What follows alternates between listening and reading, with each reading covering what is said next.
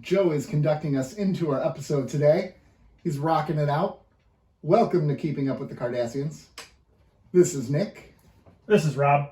This is Joe. And we are so happy you are joining us for a great episode. I'm just going to call it now. I'm calling my shot. Kobe! Great episode today. I love when people say Kobe. Kobe. Because you know where that comes from, right? No, I don't.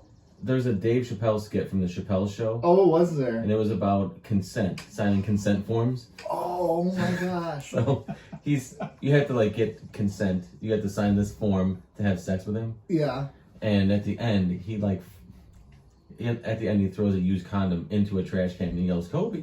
Oh my gosh, I never knew that thing. So now everybody's yelling Kobe and they don't, even know what it's where from. it's coming from. That's fantastic. Did you know that? I did not know that. It's really funny. The more I mean, it was in the wake of his sexual assault scandal, the rape scandal.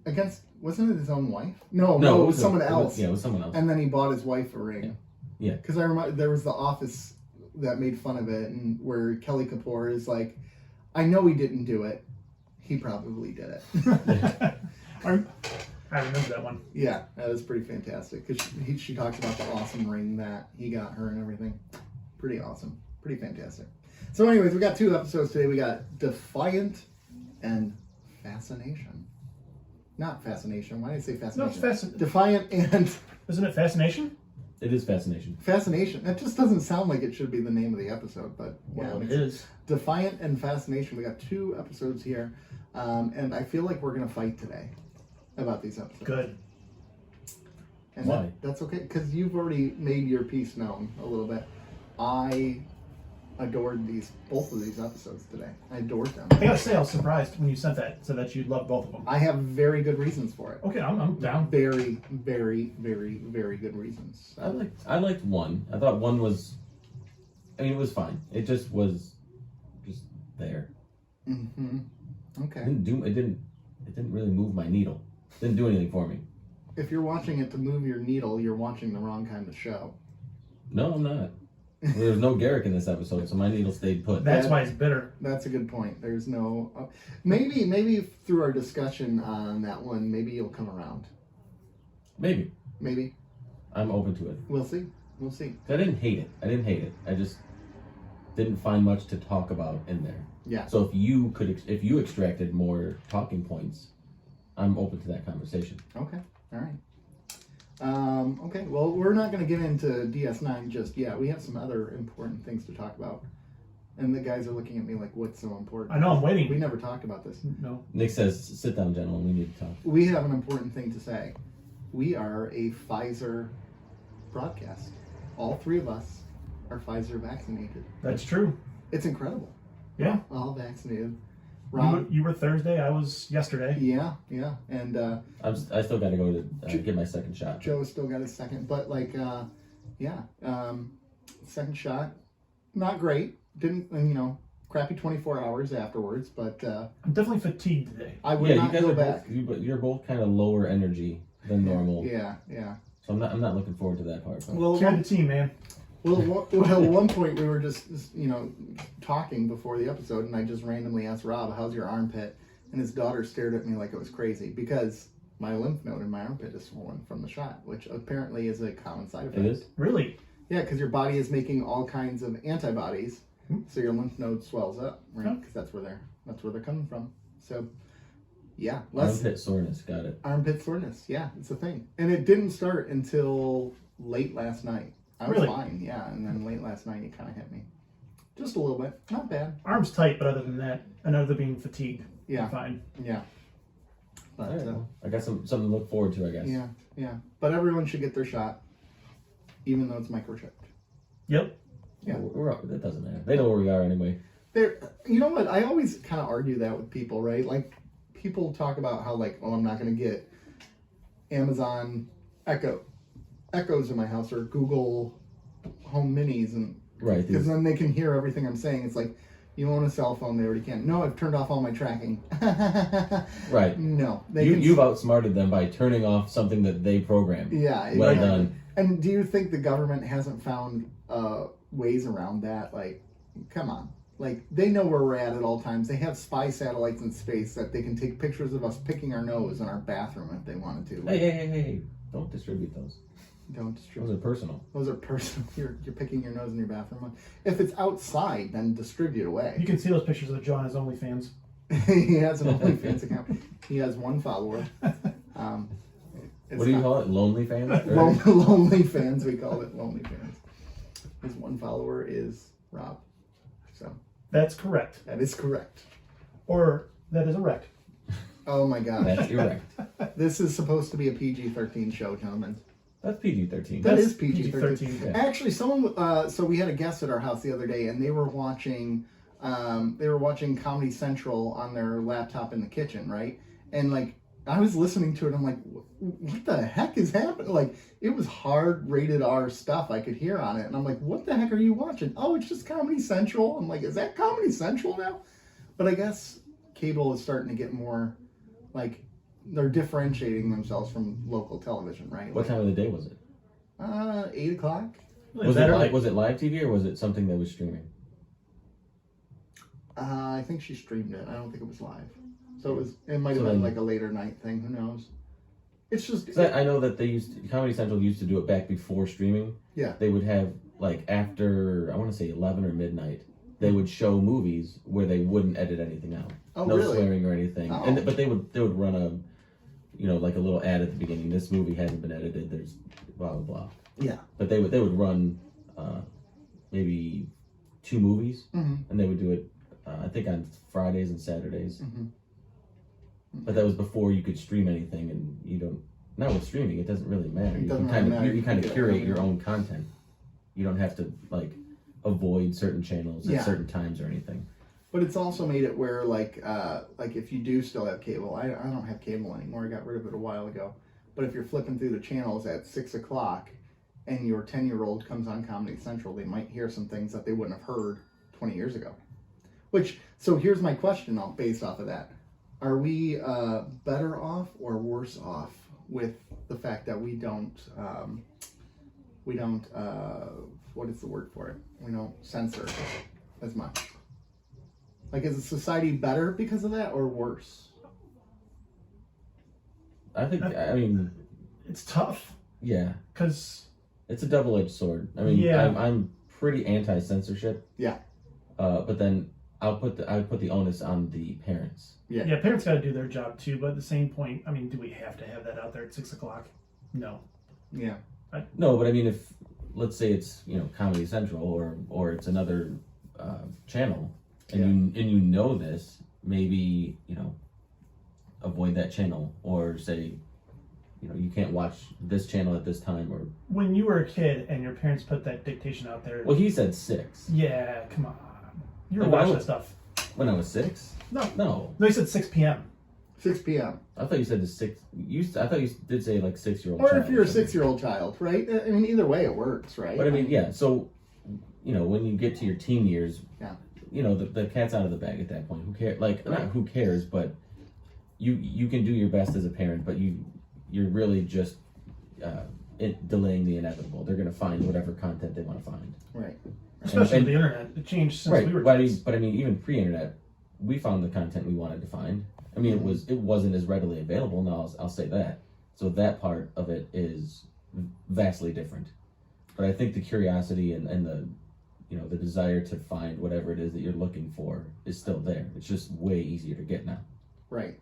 So, okay, so here's my question then. So back in the day, it was just much harder to get to. We'd have to kind of sneak around to get to it, right? That establishes a little bit of shame, right? Where you're not going to talk about it because, ooh, they can't know Right. that I saw this. So is that a worse thing, right? Like, is it a better thing to be like, gosh, I'm trying to think of a good example of a movie. Well, here's the thing.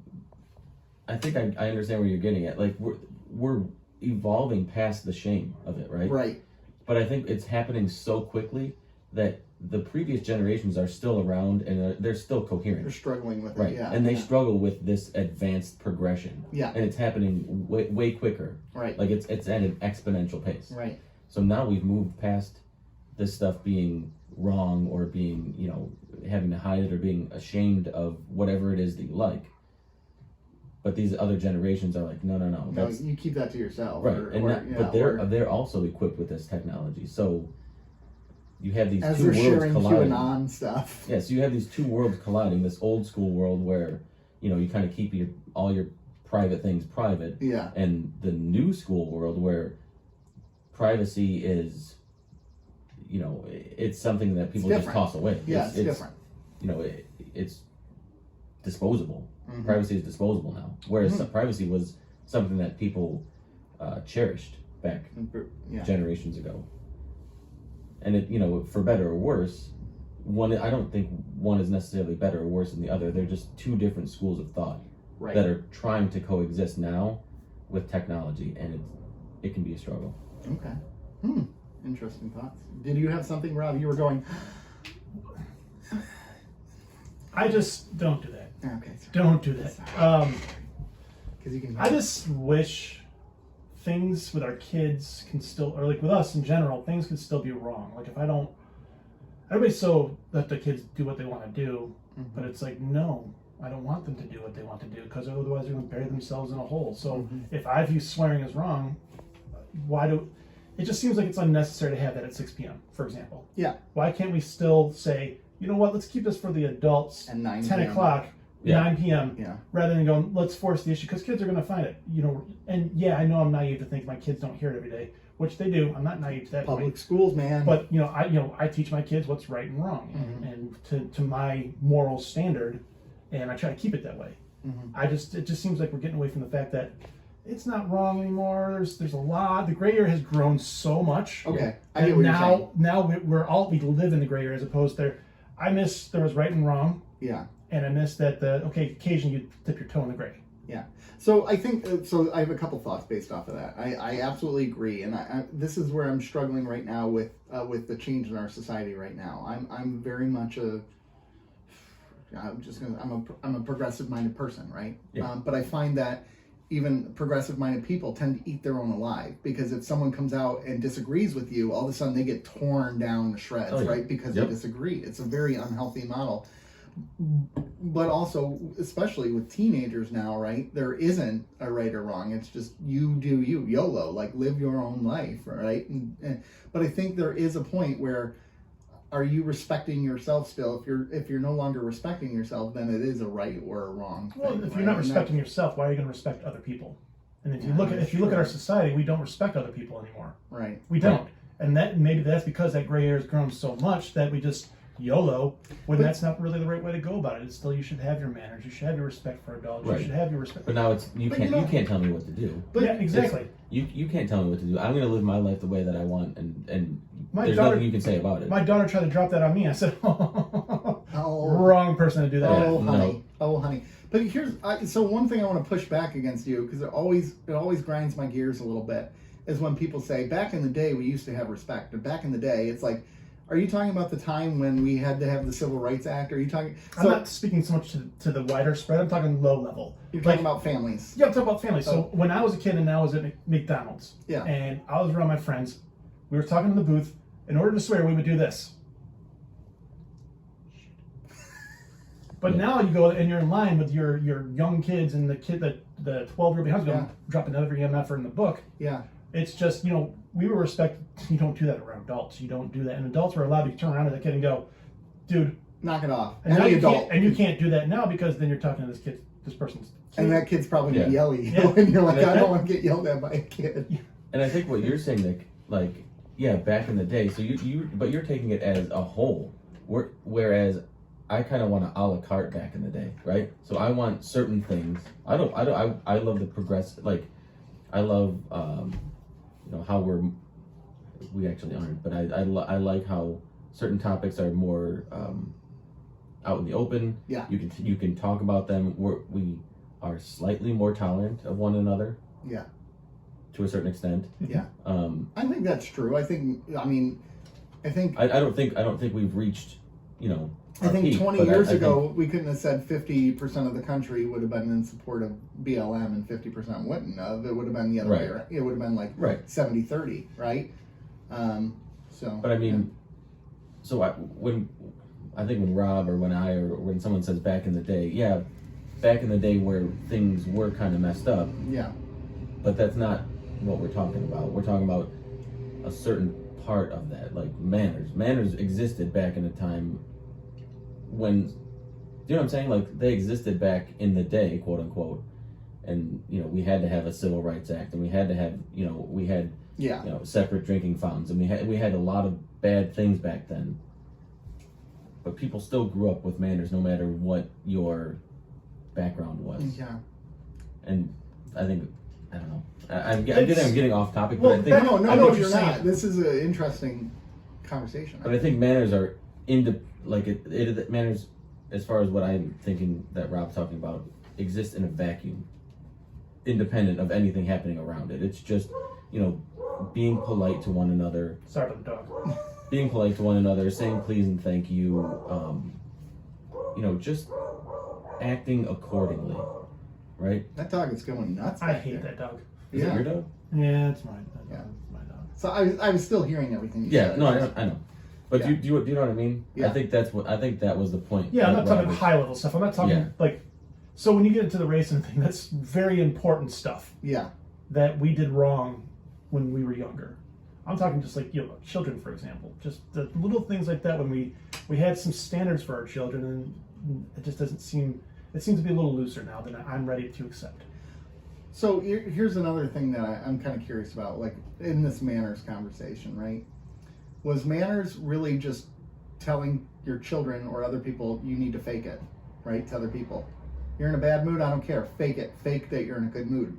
Was that a healthy thing to do? No, that's suppressing your Now, of feelings. course, That's not manners. yeah. Of course, no, I don't think this is. You know, it's an elder. You should always respect him. If the elder's a prick, I'm supposed to respect that prick elder, right? Like, what So is you it? get into. There's a lot of. That's tough to This say is because the gray area, it's right? Yeah. situational. Because I mean, if the elders, I don't know, give me something bad, something terrible. If the elder's smacking you around, then no, you don't have to respect them. But there was a point where that was okay, yeah, right? Where an elder could discipline someone else's child. Right, and that's what I'm saying a la carte. I wish want- some of the Yeah, elders right, would discipline certain my things. kids. Huh? If my kid went over your house and it was acting a fool, I expect you to discipline him. Yeah, but you wouldn't expect me to like smack him. If he needed it, hell yeah, I would. We've smacked each other in this room a couple times. It's true. That sounds wrong. But I mean, that's not what I handshake. meant. We're not. We're all good. One of us was a little slower than the other to put their hands up, and that Nick. was me. I'm sorry. A little lethargic, man. Little. Well, you guys got your armpit second hurts. COVID shot. Those armpits are. It really does hurt. Okay, so I think I'm not being as clear on this as I want to be. Let me try to more clarify, because you're right. There are certain differentiations for that, like So you know, let a me- jerky neighbor. While you get your Go thoughts, ahead let with me your thought. I think clarify a little bit of what I was saying about manners. I'm talking more or less how you conduct yourself. Yeah. Look presentable, right? I mean, dress nice. People don't dress nicely now. But what is that? Why? Because everything is loosey goosey, man. But why is that a big deal? Why is this a my dad- societal norm? So My dad has I'm gonna my fight dad you has on this one. like 3 rules he lives by. One of them is no sweatpants in public. You can't wear sweatpants in public. oh, I totally have worn sweatpants in public. I never have. Never. Wow. I don't wear sweatpants in public. I'll wear it around the house all day. Yeah. Right? But if I have to go run an errand, I got to go pick somebody up from somewhere, I'm putting on pants and I'm putting on a shirt. Sweatpants are pants. No. Okay, so here's my this takes me back to like churches, right? Like you don't go to church in jeans and a shirt. No, you dress up for church because you're dressing up for God. God doesn't care what you're wearing. You know who cares Right. what you're Who wearing? are you to say God doesn't care? God doesn't care about your clothing. Does God care about your clothing? That would be very unfortunate if God cared. You're in about his your house. Respect his house. No, okay. take your shoes You can off and respect go. his house, but- Exactly. But who created the The rules? front of the church is just all shoes. Who created the rules for inside the house? Society, right? So society has deemed that jeans are not dress pants, but khakis are. Why? Society has deemed that a V-neck sweater They is don't. okay to wear as a dress shirt, but like a plain white tee would not be Or acceptable. an A-Team t-shirt. Or an with 18 bullet holes in t-shirt, right? Yeah. So like, this is where I kind of get into that argument don't of care like, today, man. people wear what they want to wear because that's the way the world is. Wear what you want to wear. The only thing that I will fight you to the death on, and this is easy for me as a male, I don't want to see if there's a guy walking around in a banana hammock, I'm gonna be like, dude, put some clothes on. Hey, he's gonna wear what he wants to wear. You just said wear what you want to wear. Okay, here. Gosh. Let him express himself, man. I know, right? He just wants to feel the air. All right, no, he's okay to do that, right? I'm more talking about Flip flopper. I'm more talking about kids. That's what I'm I don't talking think about. any adult should be out there in public in a banana. But hammock. I can't say anything like live Why your not? life. Why not? Like if a dude showed up to a banana hammock in church, are we going to call him out? I guess we probably would. Why? But why? That's my. I'm struggling on this one because yes, I find myself hypocritical to a nature on it. I will agree with understand. that. But it's just so weird that we're so set on swear words. What makes a swear word a bad word? We have made it a bad word. We have determined that it's a bad word. But it's established as a bad word to our ears, so therefore let's just keep it that way. And we've established it right, and we've added bad words to our language. Like, you're not going to say the R word anymore, right? People don't say the R word anymore because. But it's just a word, though, right? It's just a word, but society has deemed. But if we're going to have that argument for swear words, we're going to have that argument for every word, and I don't want to go down that path. Right. But this is where I'm saying, like, the back in the day, things were different, and there were some things that were better back in the day. Not everything was better. I don't think anything was better. I think it was just different. It was different. Yeah. And that's what I'm saying, that these old generations are still around. Well, then why didn't you say it? No, I'm kidding. I said it like 7 minutes ago. That these older generations are still around, and a lot of them are still in power, in positions of power and decision making. And they're having these new generations come up and start taking these roles of power, and they're and making decisions based on this new school of thought where it's more like it's more of like a independent you do you and we're going to just leave you alone as long as it's it doesn't bother anybody else. Well, and I think that's a reflection of hear me out on this one. It's a reflection on how good our healthcare is today. Because now we have 5-6 generations living at the same time as each other, right? And those generations who would have taken a step back sooner because they become old and decrepit are now healthy. So they're like, I want to stay in power. So that's why you have a president who's 80 years old, whereas before you'd have a president who was 60 years old. But is that a good thing? No, it's not a good thing. No, it's not. It's not a good thing. But this is kind of what we're dealing with. We don't have really old listeners. It's nothing against old people at all. I think old people are wonderful, but I think it's also important that older generations mentor younger generations. You do the work that you need to do so you can hand it off to the next generation to do the work, continue the work. So you don't, you can just... but these old-ass stingy people, they don't want to hand it off. They don't want to hand it off because it's destroying their American ideals and destroying their way of life, even though no one cares about what you do in your own home. So it's going to be a drastic change when this generation dies off. I don't know if it will be. Like, I feel like it will. Think of some of these I think it already is drastic from when it was 10 years ago. Yeah, it is drastic, but not in a good way right now, right? We're a powder keg. Actually, we're a nest show, definitely a nest show, but there are some things we're better at. Like, we're more aware of, BLM, for example. We're more aware of what my daughter called earlier, the gay alphabet. Yeah, but she called it the gay alphabet mafia. Yeah. So we're more aware of that. So in that way, we're better. But there's other ways we have not evolved. We've de-evolved in a lot of different ways. Yeah, well, we have because we've devolved from being able to hear one another, right? There's not. Which is interesting because we have more conversations. Which is so funny, but we have conversations in an echo chamber. In the echo chamber on Facebook or Twitter or whatever, because we block the people we don't like. Right. They're gone. So when you're like, I think it's ridiculous that people believe this way, and then 15 comments go, yeah, you're right. Yeah, you're right. Yeah, you're right. So of course you're going to be like, I am right. And instead of leaving people on there and they're like, no, actually I disagree with you here, and then you have a nice conversation about it, and maybe you come to a mutual understanding. You've never had a nice conversation on Facebook. Never. I have. I haven't. Oh, I have. I've had a few. People, well, I've had a nice... I always keep my tone very respectful. I can tell they're not being it. Right. But I'm not going to fall for that trap, right? I won't... And I'll do the thing here's what I've heard you say. Yeah. Here's what I believe. Here's what I'm taking from what you say. Here's what I'd like you to consider. Is kind of how I work my thoughts out with people. They don't normally take it, but I'm trying to model something in hopes that it'll get better. I actually left Facebook for a while because I'm like, It's ridiculous how mean people can be about stupid Well, stuff. there's no repercussion for your action on there, so why wouldn't you just say the god awful stuff? There's there's nothing that happens to you. So now you say stuff, and you multiply it times whatever rage you want to go on, and it's stupid. It is stupid. This has been an interesting conversation. I love how we don't plan out our initial conversation, and we always get a really good one out of it. Yeah. I don't think we have a solution to this. So. There. And see, that's another problem is everybody wants a solution.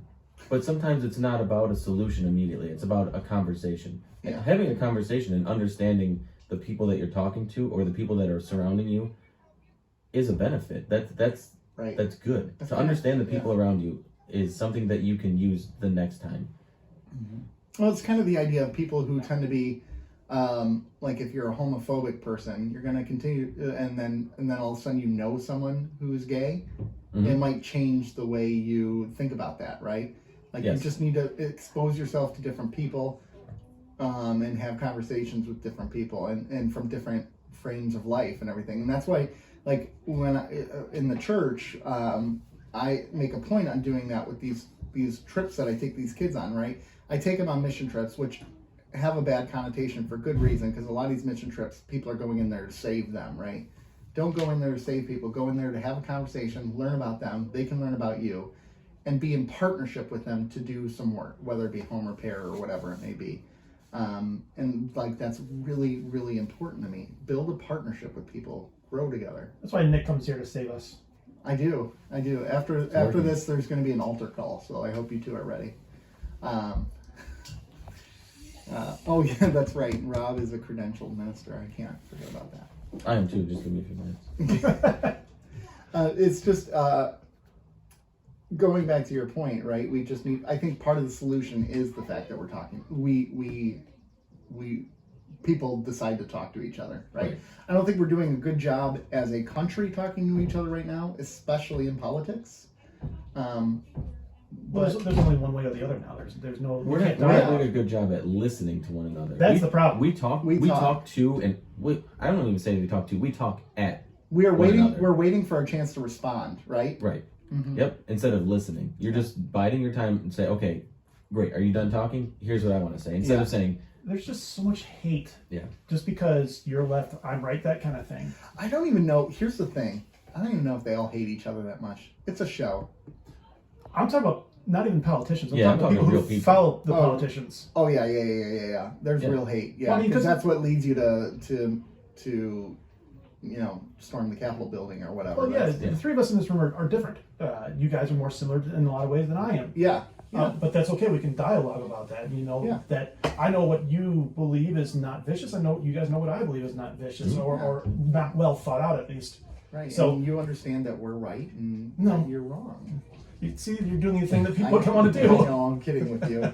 I think it's all again. It's a matter of perspective. So like, if you and I, let's say we had entirely different viewpoints, I can still sit down with you and have a conversation and find some things that we agree about. Oh, sure. We're never going to agree about everything. We're never. That's not the way humans work. And that's what a lot of people want is they want people that agree with everything that they agree with, and echo every single thought. That's just not possible. Yeah. Instead of taking now if there's some really bad characteristics to a person, you might not want to associate with that person. You might want to call that person out. You might want to have a conversation, say, hey, what you're doing, the way you're acting or talking, this is wrong. Yeah. And here are the reasons. Right. But if it's just somebody who you haven't, some things in your life you like, some things in your life you're not so similar, right? Right. You can take the things that you are similar, like Rob and I are similar in ways, Nick and I are similar in ways. Yeah. And all three of us are dissimilar in some ways. Oh yeah, absolutely. But instead of focusing on like, oh, you know what, Nick doesn't like everything I like, I'm not going to associate with him. He needs to like everything. Yeah. So, Sorry, the kids are being loud. I don't think you can hear them. I think you can. There's kids in the other room. If you can, we apologize. Yeah, there's children. I think I can hear him outside of mine. I can hear them outside my headphones. I don't think Because these mics pick up everything. Yeah. Yeah. So, but I think that's where it is. I think people are, if there's one thing wrong or there's one thing that is like out of your characteristics, then people just focus on that and say, screw that guy. I'm not going to talk to him. Instead of saying, you know what, we like to do this. We like watching sports. Talk about sports, right? Are there exceptions to that rule? What do you mean? So like certain. So we really love sports together. We really love this together. But then I found out this guy was.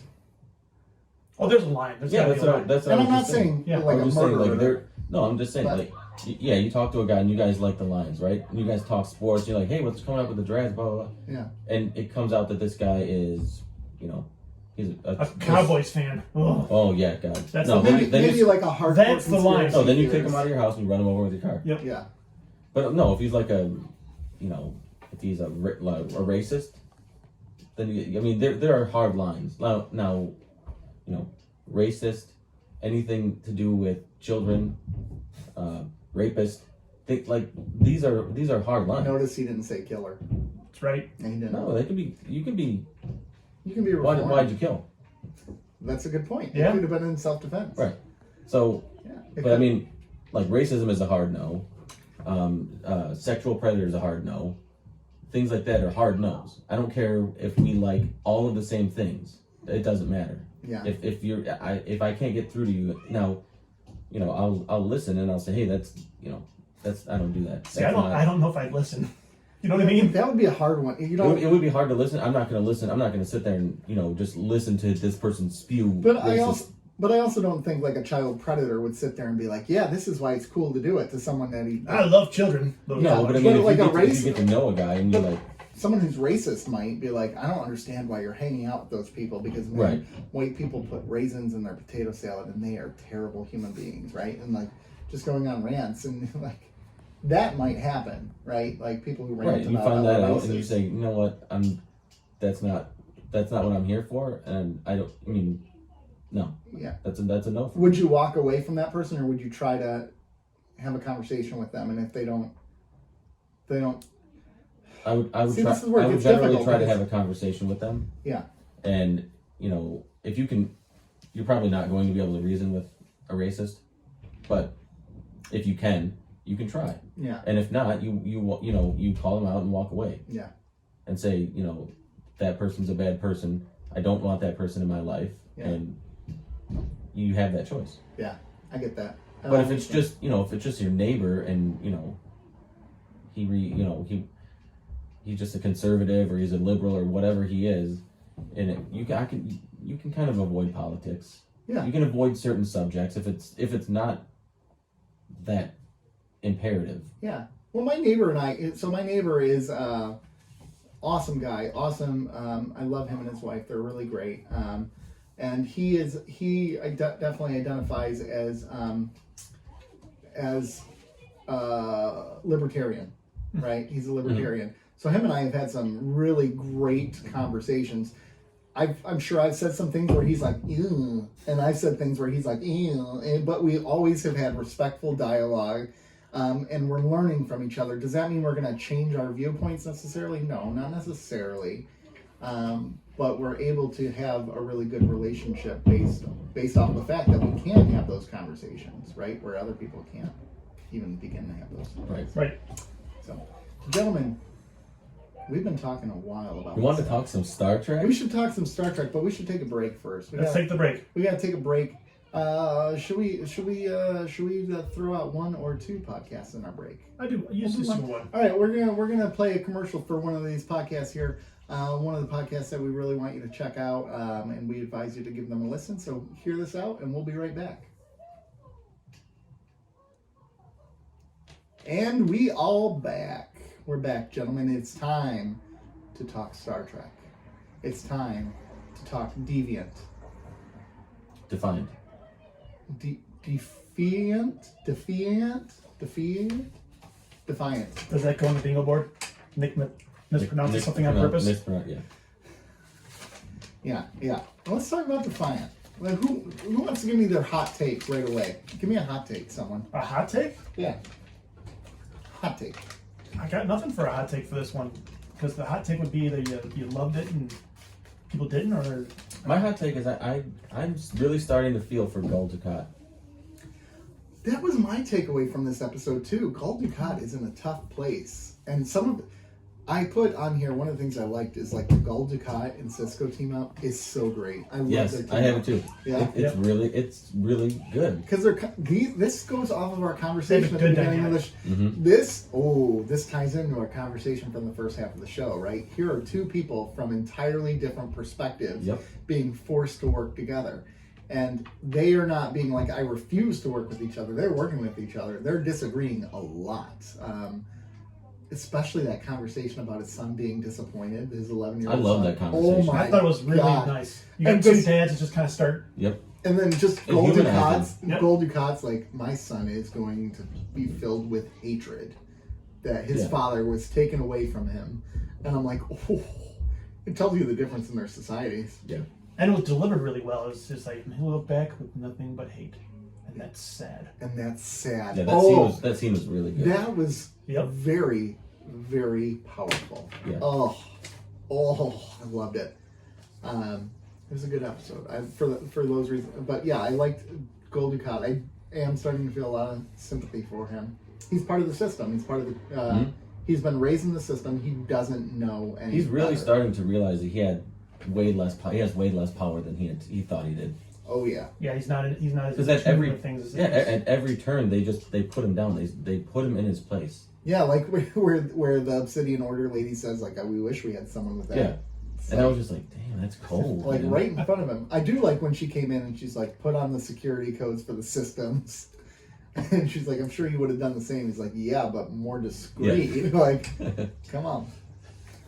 So one of the things I really appreciated right away is the episode begins with seeing an overworked parts of the crew. Officer, yeah. Yeah, an overworked officer. Because they seem to be the only people who work on that ship. That's I true. know that's not really the case in the No, it Star is. ship. They work They 24/7. work 24/7. And the same shift. Yeah, exactly. Always. They're always on the exact same ship. Someone's got it in with the person who makes the schedule. Or there's a lot that happens between the 2 hours they work together. Yeah, there you go. Wouldn't the Federation look into that? They would just notice the time, like, nothing's really happening for like 22 hours. And then there's this 2-hour period where everything's happening, and it's always the same group of people. Wouldn't they investigate this? Why is there always problems when these people work for 45 minutes a day? Between shifts, these things always happen. They go back in the commander's log and the star log. They're like, what is happening at Between these 2 and hours? 4. Yeah. What the heck? Oh gosh, but I appreciated that bit, especially because I appreciated Julian and Kira's interaction. I really liked that. I liked Julian getting all stern and tough with her, being like, no, Mhm. like she chewed him out, and he didn't get hurt by it, which No. was really cool. It was another. He did the same thing when Garrick was going through his thing. Yeah, he took and it he just went full like doctor. Like, this is what we're doing. I'm not. And he took the thrashing from both Kira Yeah. and Garrick, right. and it didn't phase him, and he still maintained his composure Yeah. and didn't get emotional Right. because he's an emotionalist. Yeah, he is. But what was so fascinating about it is how well Kira actually took it, right? Like, Well, she recognized that he had the authority. Yeah. yeah, that's true. Because she tried to be like, "Come on, don't Right. do it, Yeah. puppy dog ass." She changed her tune real quick though, Yeah, she did. because Yep. she realized she couldn't win that fight. Could you do that though? If someone chewed you out like that, could you take a step back and be like, "They're just stressed," or would you go with your initial reaction to snap back? Be It like, depends on the Who situation. do you think you are? So, like, for instance, let's say I came in here and chewed you out one day out of the blue. Would you be like, "Hey, a-hole," or would Well, you be like, I would "Okay, I know who say- Nick is. What's going on, Nick? Yeah, but Bashir's been I through. need to talk." But Bashir's been through so much. Does your wife hit you? education Does she? Show the doll where she touches you.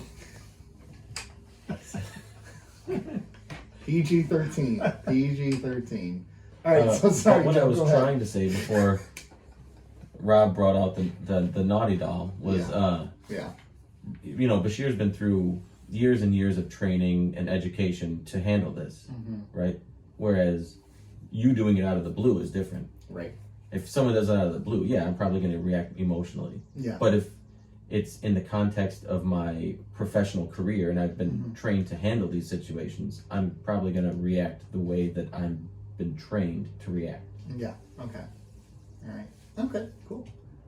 All which right. I thought he did really well. Yeah, he did really well. So then he takes her to Quarks. sits her down at Quark's, which I don't feel like that would be really calming for Kira. No, especially when Quark handed her a holosuite, and we all know she hates holosuites. Well, yeah, and especially after a couple of... Yes, at the last episode, yeah. She got options. She got like 4 or 5 things, and he said, you have to choose 2 of these. And she chose the drink first. Yeah, the drink and probably the crackers. Right, yeah, exactly. So anyways, and then you have William Riker who shows up. I forgot how well Jonathan Frakes plays that guy with charm. He does. He was immediately charming. Yes. Immediately. Yeah. For somebody and you've never seen... For somebody who... And Rob suggested I watch a Next Generation episode. Second Chances? Yeah, I think so.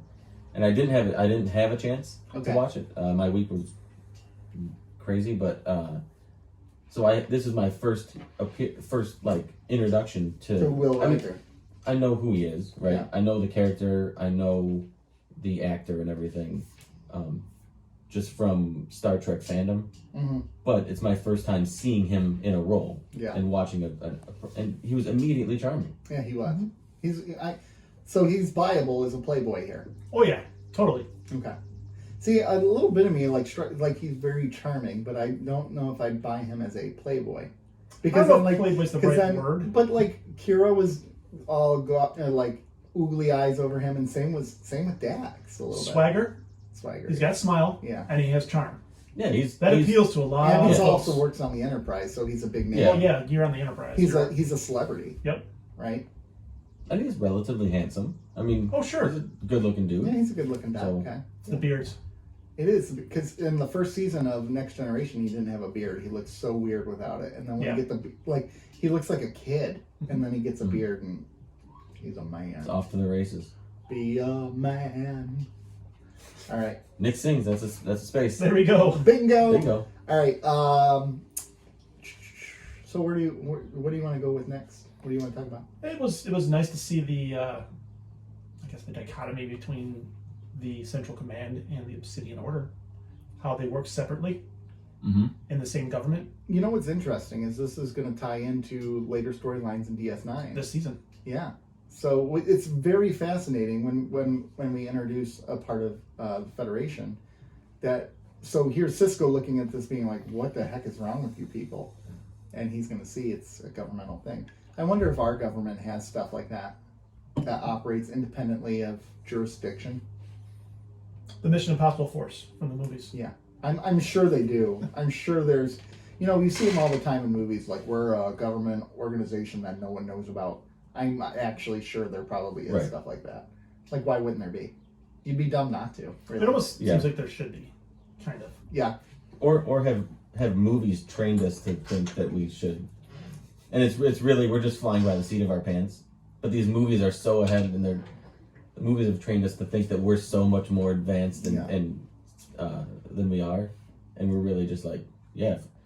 I mean, look at what COVID did. You kind of like take one thing out of the equation, and it screws up the whole system. Yeah. Really. I don't really think that we're. I think we like to think that we're a little more advanced and we're a little more sly but we're not. But we're not. You do one thing and it screws the whole system up. It's kind of like when people are really deep conspiracy theorists and have all these theories on what's happening, but then in the same breath will complain about how the government can't handle healthcare, and it's like, wait, they're smart enough to conspire against this person, but they can't handle it. Yep. So it's like, you gotta choose one or the other. So. These are the same people that can't get Social Security right. These are the people that are doing the secret government, and yeah, exactly. The same group of people. The same group of people.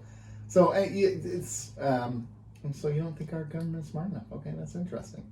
Have you seen our government? No. I don't think our government. I think what holds our government back is the bureaucracy of the government. But what happens if you remove that? What happens if you remove the democratic element of it, and you're just be like, this is a black ops team. You don't like it, you're dead.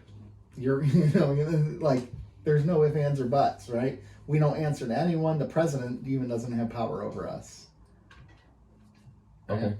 I mean, I'm not like fully blown in that bone. Don't get me wrong. Like, I don't, but I think there's a lot of stuff we don't know. Yeah. Oh, for sure. Yeah. But I don't think really it goes as deep as people would like. How deep does the rabbit hole go? Red pill or blue pill, my friend? Maybe both. That would be nice, actually. Actually, sometimes I want to take the blue pill. Put me back in, man. Give me both. Give Oh, me all heck the yeah. cake. Give me everything. Give me it all. All right. So anyway, let me go back here. They don't explain the Riker and O'Brien suspicion. I know the show does. And TNG does. No, actually not at all. No? What it was Really? is it was Thomas Riker fabricating an issue with O'Brien So he laughs. To get so him he out could of leave this. because he could expose Thomas Riker a lot easier than the rest of the cats could. Because he works so closely with Yeah, him. so O'Brien would have more knowledge about Will Riker as opposed to Thomas Riker being able to manipulate people who don't have Oh exposure. my gosh. See, they didn't explain that They- well. Yeah, I didn't think it needed explaining. Oh, I thought it did. No, 100%. That's what I was You like. 100% thought it was he was just trying to get rid of him. Yes, 100%. Really? Yeah. Because O'Brien, while he Well, was O'Brien walked out to the He airlock. was and already leaving. well, he went- while he was surprised, it in the moment it didn't seem out of sort. Like he's like, yeah, I must have done something with Will, like previously that caused him. I To be read it upset that with way me. the entire time. He was already leaving. Why couldn't he just been like, "Hey, O'Brien, good to see you"? Well, he's trying to defer it because if O'Brien's like, "Oh, remember when we went to What, you do Planet that? 3?" Hey, Rob, I haven't seen you in a while. How are you doing? Great. Remember 10 years ago when we went out to dinner? Well, what if he would have stuck around then? I just. I mean, What his if he mission would have stayed wasn't. on the ship? I see what you're saying, but It you're wasn't wrong. time I see sensitive, you're though. wrong. You're 100% wrong because to me, I'm embarrassed for you that you didn't figure that out. What Riker was trying to do wasn't time sensitive. So to kill. Oh, he was on the bridge. It was time sensitive. He had to get the ship right then and there because he was on the bridge with Kira. That was the only time he was going to see That's the it. only time he was going to probably get Like, on he there. couldn't be like, and let's get go the back. access. Because they were already there, Yeah, and she was O'Brien- into it. So O'Brien, get off my ship so I can either nail Kira or I can get the ship, or both. yeah. Well, let Will do one and Tom do the other. Exactly. It was just, I didn't get that, and I didn't understand. I thought maybe there was something that I didn't remember from the past between Will Riker and O'Brien. Like, O'Brien was maybe responsible for part of the transport accident or something. I don't know. No. But he wasn't, because that would happen in the past. No, he's just trying to get rid of him. And I had no idea because I hadn't seen anything. That's fair. Okay. For you could have thought that there was an issue. Nick, I'm disappointed in. You should be I have disappointed. an excuse. Nick's an idiot. So, You said it. Well, you just yelled it for about 40 seconds. you did, yeah. Another moment that stood out to me, actually, that happened slightly after this, is after the Defiant had been taken, and Gul Dukat is just magically in Deep Space Nine again, which that happened off camera, I know. And Odo and Cisco are in there talking with him, and then Cisco says, "I'll go with you." And if you watched Odo in that moment, the slight look he gives to him I didn't notice that. is Oh, it's the scene right here. acting genius. Yeah, so it's acting genius. It's like, and he totally trusts him. He's not, because your security officer, should be like, no way. But Odo has gained a trust in him, so it's like a nod of like, good move, my friend. Yeah. So it's coming up here in a second, and I don't want to pause this to get through Right. that, but I'm gonna keep. Yeah. So so that was a cool moment. I really appreciated that one a lot. Well, we've noted that Rene Auberjois has had that background scene stuff where he's been pretty solid. Yeah. Yeah, well, and this comes from him being a theater actor, right? Because you're always on stage. There's never a point where you're not acting. And he's really good at conveying his message in his scene. Right. Yeah. Because he's got so much makeup, his face can't really express much.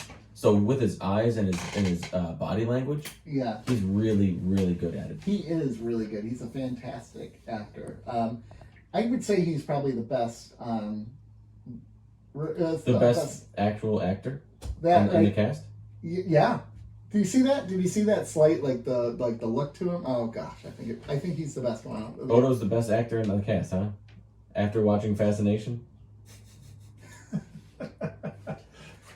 Come Well, on. let's continue. Okay, hold We're on. not there yet. They're all great. Don't get me wrong. Don't They're diss- all great. Don't diss Andrew Robinson. All great. Okay. I like. So I put this about Ducat's arrogance, though, right? He's such an arrogant guy, and then he gets home and he's treated like crap by his own people. I get it. I get why he's so arrogant, because it's almost a survival mechanism. I have to feel like I am high and mighty, because around my people, I'm treated like garbage. So when I'm around people who don't know that, I'm going to be an arrogant prick all the time. Like it's compensation. It's compensation, but it's survival, and it's for his emotional health. I need to do this, because if I'm crappy here and I'm crappy here, what am I? You see this all the time. It's bully tactics. That's how bullies are, right? Yeah. So he's a bully, and bullies, the reason that they are bullies is because of what's happening in the background, what's happening off camera, right? Not in that situation. Right. So what creates a bully is them being bullied or made to feel that they're not enough, or they're not, they're not loved, or they're not valued, right? And that's what's happening with Ducat. Right. The Cardassians think he's, just another guy. Right. Where he projects that, and whatever he's feeling from them, he projects it onto others outside of that. Right. It's bully tactics. Right. That's a good point. Yeah. The lady pilot right here, she was actually a Maquis on the first episode in Next Generation where Ro had to go undercover. Oh, well, great. So they're bringing some consistency. Yeah, I thought that was pretty nice little That's touch. pretty cool. Yeah. I never thought about him like the bully aspect, right? I thought of it just more of but it makes a lot of sense, right? It's something that I've thought about more and more. I want to say there've been maybe 3 or 4 episodes recently where you get a glimpse into Ducat, his relationship with either the Obsidian Order or Central Command or the Cardassian leadership or government. Yeah. And you see them, like, there's certain things that are in place where you realize, like, he's not as important as he portrays himself to be. Right. Yeah. But I think an important part, because it almost makes you feel sympathetic for him, but at the same time, then you have to remember the people below him, he treats them the same way that the people above him treat him. Mm-hmm. Yep. Shit runs downhill. Yeah, exactly. But it's also the Cardassian Empire. It's their way of life, right? It's almost like they're a little bit like Klingons in the sense of like they tear each other apart to build each other up a little bit. It's hard to describe, but yeah. Did you hear what I think it's probably Tom that said it, not when he was Will, but he had a quote that said, "You shouldn't go fishing today. You won't catch anything." I like that one. Why? I thought it was the dumbest quote I've ever heard. Oh, you didn't like that quote? It was weirdly delivered too. It was so out of context. It made no sense to me. Because that was to Kira, right? Well, she was talking about how he wants to die a martyr and blah blah blah. So he's like, "Don't go fishing," so on and so on. I thought he was trying to like have a moment with her. No, like an inspirational moment, and for me it kind of fell flat. I didn't mind it. I didn't love it, but I didn't mind it. I was like, huh. I liked it. How about the maybe homage to the Darkest Timeline with his beard being the way you tell them apart? Yeah, he pulled off the side.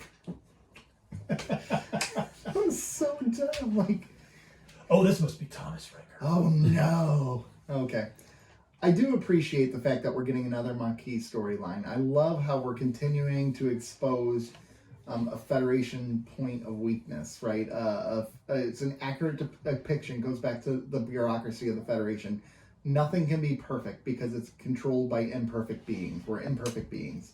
And we're seeking perfection, right? Like the Federation is seeking perfection by going out and exploring strange new worlds and blah, blah, blah, seeking knowledge. But we're never there. And I really appreciate that about the Maquis storyline. And I know that makes me counter to Gene Roddenberry's vision. And I know this was a big point of contention with Star Trek fans.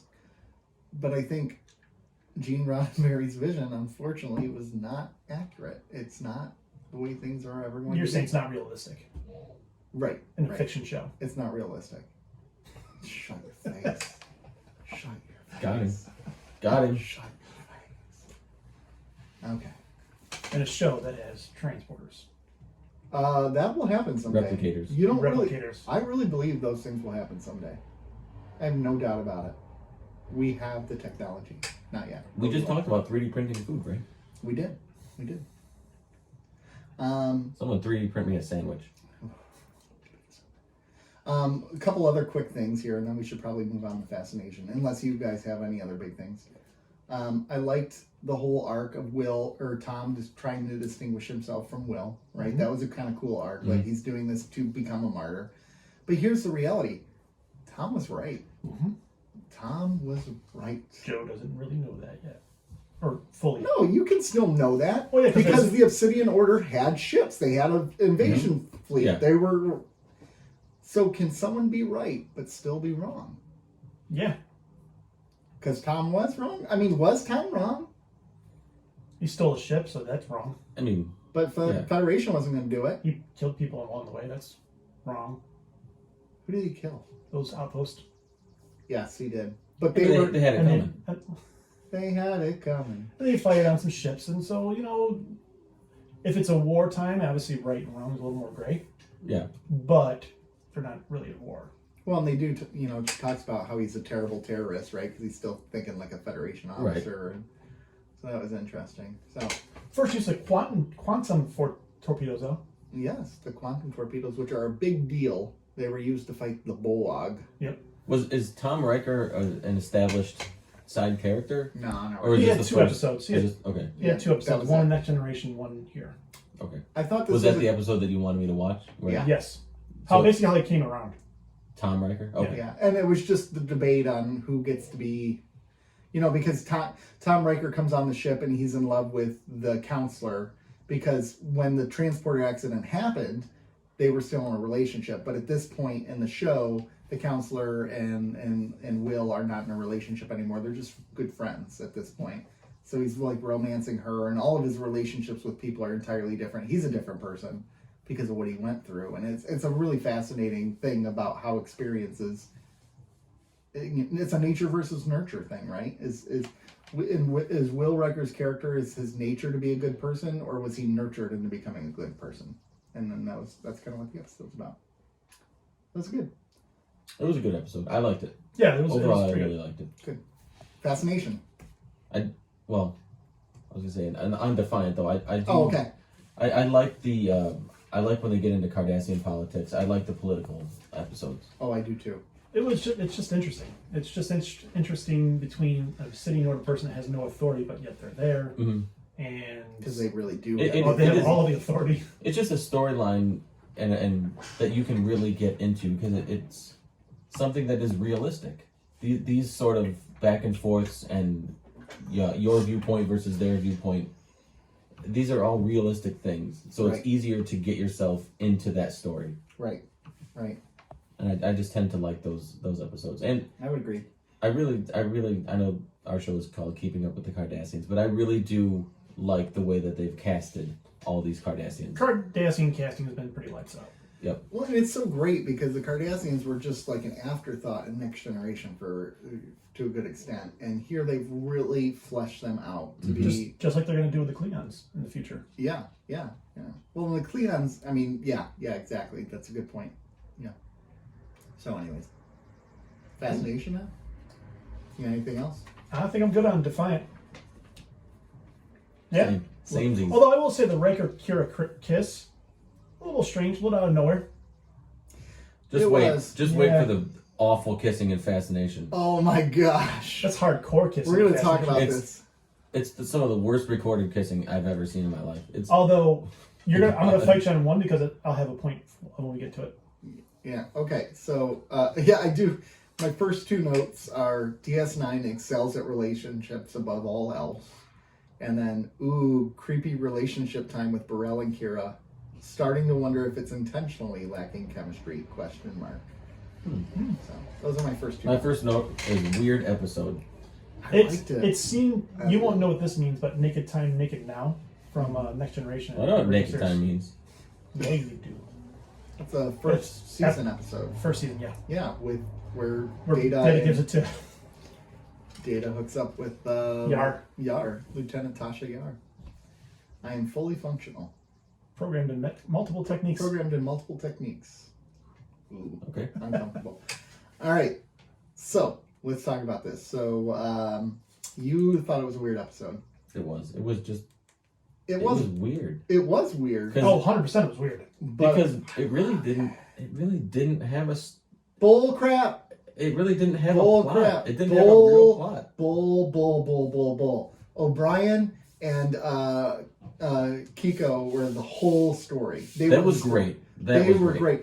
This is why I love this episode, right? Because you have these people who were just fascinated with each other, right? And they were just, I'm in love with them, and they want to make out, and right? And then here's O'Brien and Kiko. Keiko. Really putting in the work. Fighting. Yeah. They are in love, but they are not liking each other. They love each other, Right. but they don't like each other. It was interesting when they were fighting how each person was overreacting to the other, what they would say, or that it's true. When I was very watching, true. Yeah, when I was watching it, I kept thinking like, who should I be siding with, right? But I was like, they're both wrong. I can't really side with. I can see. But they're both right. I know. I said I can see why each one of them are making the points that they're making, right? And they have valid reasons to feel the way that they do. But Right. each of them were overreacting, and where they weren't listening. They just wanted to, I just want to tell you that I'm not happy right now. But here's the great thing But about that's a good thing. It starts the conversation. Just getting it out. Just saying, I'm not happy with this, and this really sucks. Yeah. But this is what happens with a relationship where people love each other, right? Like, that's what I thought was so great. That the crap, they just blurt it out. Right. And you're not going to do that with someone you're maybe not as comfortable with, or, Right. you're No, not put your best foot forward and Exactly. show all your good sides, and really, when really sometimes you just have to say what it is. Mm-hmm. Put it out on the table. Now let's discuss it. Now Right. we can have a discussion about it. Yeah. And one of the things I put in here is like, their relationship is very real. And I said, the expectation of a great time on the weekend is too. It's a real thing, right? You haven't seen each other in a while. We're going to have a great time. Mm-hmm. But then sometimes those moments of sleep and rest, or a kid puking on you, are important parts of that relationship as well. Like, those are moments you will look back at 10, 15 years later and be like, remember when you came back for this weekend and the first thing that our kid did was puke on me? Oh my gosh. Like, what a great time that was. Like, so I love that relationships are more than just lovey-dovey physical intimacy. They're not perfect. They're not perfect. And it showed love in a really, I would say, healthy. Their fight didn't seem healthy, but it really was. There was give and take. But she comes out in the red dress at the end for him, and that was a really good moment. and then he but not before. He's like, I'm resigning for you, right? I'm doing this. Right. Like, it's big. Well, even when he's talking to Quark and he's like, and they were kind of talking about how Keiko means, and he goes, and she just walked out that door, and Quark kind of helped guide him back to Keiko to get up there and get his ass up there. I love Quark giving relationship advice. I love it. Yeah. He rocks at it. But you were saying it's not perfect. Why? Why isn't that a perfect relationship? Because no relationship's perfect. None of them. But what is perfection right. for a relationship? I am of the belief that perfection is of your own belief, right? What your definition of perfection is different than mine, is different than theirs. Oh, sure. Perfection, I always just say there's no arguments, It's subjective. So a perfect relationship should be one where you have when you have a disagreement. I don't look at a disagreement in a relationship as an imperfection. Right. I look at the way it's handled as whether or not it's now if you have a disagreement and you fight and argue, that's an imperfection. That's probably not a perfect relationship. But if you have a disagreement and you have a discussion and you kind of come to this conclusion and you can work through that, that's, to me, that's perfect. That right. A disagreement doesn't mean, that's not a blemish. Yeah. Now, fighting about everything and not listening to your partner or whatever, not taking their viewpoint into account, that's a blemish. Right. I would agree with that. Yeah, because you said in your idea, like, a perfect relationship is one where they don't fight or disagree. Which is why I don't think it's possible. But, like, see, to me, like, that is not a perfect relationship because... Well, you take me too literally. No, I'm going to take you however I want to take you. There we go. And that's after the show. Gosh. After hours. PG. Keeping Up with the Cardassians after hours. Keeping Up with the Cardassians, the Hollow Sweet edition. Starring Quark on Kira's body. Anyways, so you didn't like it because it was weird and all these people making out and getting together. I just thought it was a weird episode. I mean, See, I thought there was a little bit of charm about the episode, and a lot of mine is in the production values, because there's a lot of cool shots in this episode, too, that were done. Like Oneers, there was a shot where a camera starts on the promenade, then it drifts over the Quark, then it kind of goes through his bar up to Keiko and O'Brien. yeah, it helps you get a better picture of the, Oh, it was, of the it was station. shot beautifully. And even like when they first went into the wardroom at the end, and they were going from, they started with this couple and they kind of transitioned over, and this, they naturally just follow people as they were kind of interacting and passing by. They go follow the next person. Yeah. It was really cool. It was really well done. Yeah. It had Morn in it. Morn was in it. Morn was in it, and she was giving him a relationship advice, telling him to burn the letter. That was pretty fantastic. A good-looking guy like you.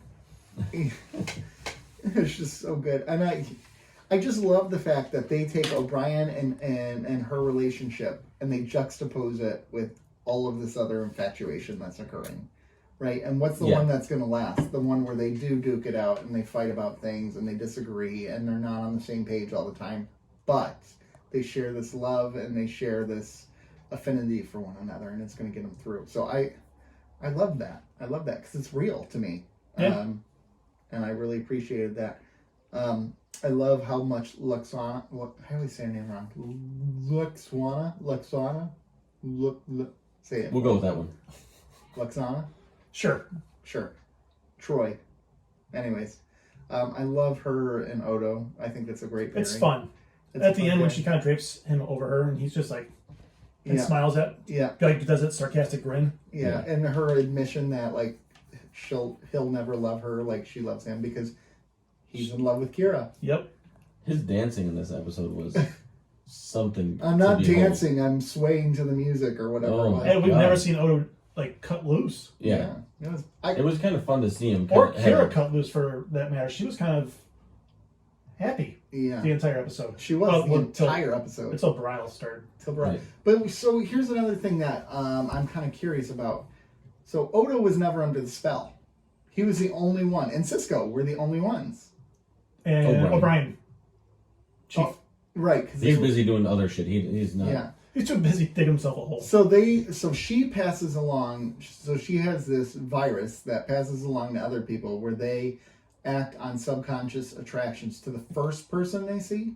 Is that the whole point of it? I don't know if it was the first person, but soon after they had an attack. Because it was just kind of interesting that Jake goes for Kira, and then you know, Dax going for Cisco. I love how uncomfortable Avery Brooks was with the filming, like the Cisco. Yeah. That was, he did that really well. Took her to the doctor's, you know, took her right away. He's like, something is wrong here, which is a sign of their friendship, right? He's like, this would never happen in a million years. Yeah, well, when you know somebody for 2 lifetimes, you kind of get to know like their tendencies. Yeah. And you know exactly when something's off. Yeah. It's just, I thought it was just so much fun. I loved it. It was just a fun episode that had a greater point to it. It had some That's charm what I about it. enjoyed. Yeah. So Yeah, I yeah. thought you guys were going to hate it, and I'm like, all right. I'm going to debate these fools. I didn't hate it. Just I was weird. weirded out by. Honestly, I was weirded out by all the kissing. It was really bad. The All of it kissing was really bad. And you know what's Especially best about that is Kira and Bashir at this point were actually dating in real life. their kissing was so It was awful. the They worst got- kiss. They It were was- married. They're freaks. They got No, married. they were like rubbing each other, like faces on it. It was awful. There was no Maybe lip to lip contact. Who are you to define what affection is? I'm an excellent kisser. No one's hearing my rubbing against. Oh, the I know you microphone. are. From experience. So when I see You're bad kissing, according to it's Nick. when I see bad I kissing, it's know. offensive. It offends me as a good kisser. It offends me. Yeah. I wonder if they intentionally did this cheesy kissing again because it was on network television and again in a different era aired at 8 o'clock at night It was in syndication, so it aired whenever. I wonder if it was. whenever they aired it. I wonder if it was intentional because it wasn't real. There wasn't real attraction. It was fabricated by this disease. That's so a good possibility. maybe the kissing and the affection isn't gonna be there. So a little bit of them fighting back against it. No, I just think almost like when like when you put two magnets of the same, like it's just not. There's no real connection. It's just the the disease or whatever it is. Yeah. There's no real connection. It's just so you can't have that sort of intimacy with someone you don't have that connection with. That makes sense. Yeah, I just thought it was fun, especially the whole scene in the ward room where they're kind of bouncing around a lot, and then it gets to Cisco. Morale tries to attack Cisco, and he just easily blocking him. That was great. Yeah, and then Dax just lays him out. Come on, that was great. That was a great scene. Gosh, it was a Who fun... didn't want to punch Mariah? I expected you to cheer at that point. Well, I was happy about it. I was happy. Kick his ass, Seabass. Drop him like a bag of dirt. What's your soup of the day? It's the soup du jour. That sounds good. I'll have that. Dumb and Dumber. Excuse me, Flo. Flo. Let's go to ratings. Let's rate these episodes. All right, who wants to go first? Defiant. Total last week. Can I say something before we rate? No. There was no summaries of either episode this week. I know. I was Oh my gosh! Did I burn down the summary bridge with the awful summary that was Meridian last week? I'm sure somebody liked it. I don't know. It did that episode justice though. Fans, we do apologize for these 2 episodes. You can also go to IMDb to find out what the episode is. Yeah, you might want to look those up. Maybe Do some goddamn research on your own. All right, let's Quit relying on us for everything. Defiant. Go. I will go. I'll go 6.5. Okay. I'll go 7. I'll go 7 as well. I liked it. Political episodes, Cardassians. Yeah, they're going to be good for me. Yeah. Fascination. You get to go first this one. I came around on it a little bit. I'm gonna go 6.5. Much higher than I thought you were going to rate it. Yeah. This is going to blow your mind, folks. 8.5. Shut up! I love this episode. I don't know why. Maybe it was the mood I was in that day. I don't know. I loved it. I liked it a lot.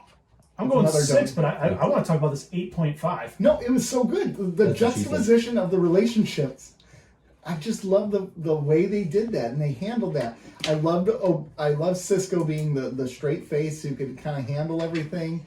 I loved how it's this subconscious attraction between all the crew, which tells you how much they kind of care for each other and they work together for each other. I just loved it. I loved how fun it was. I they're always loved on the it. schedule together. I liked it. Oh, I never would have expected an 8.5. I did. Never. Oh, I did. I did. I liked Wow. it. I You liked can it tell more. everyone. I don't care who knows. I liked it more than I rated it higher than I was going to rate it coming into it. Yeah. I really liked the O'Brien storyline. The rest of it, I could have left. I had fun with it. The kissing was awful. Odo dancing made me uncomfortable. That makes sense. I get that. I Quark hear you. getting into Keiko. Yeah. Quark was fine. Yeah. Yeah. It was. Yeah.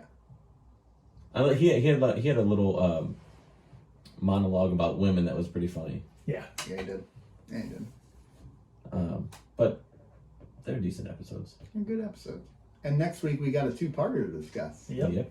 That'll be fun. Past tense. They did this episode Fascination right here, Mm-hmm. so they felt that they needed something lighter before we get into the next 2. Ah, I see that. Okay, yeah. In the context of the episodes coming up, maybe that would make sense. Where you kind of reset your palate.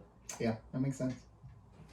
All right, gentlemen. Well, we done? before we get out of here, we got to tell people about us. We Oh yeah. got to tell people where to find us. We got to tell people. Instagram. Tell keeping people. _up_ Tell people. Cardassians. Twitter at Cardassians Pod. Yeah. Facebook. Keeping Up with the Cardassians. Jinx! Y'all made it YouTube. Keeping Up with the Cardassians. MySpace. No idea, but it's out there. Yeah. It's out there. Anyways, You got anything else? Joe's OnlyFans. Yeah, my lonely fans. thanks for joining us on Keeping Up with the Cardassians. Stay tuned after this for another commercial from another podcast, and we hope you join us next week. You better join us next week. You're done talking. I am. I'm gonna keep going though. You shut me off. All right, see.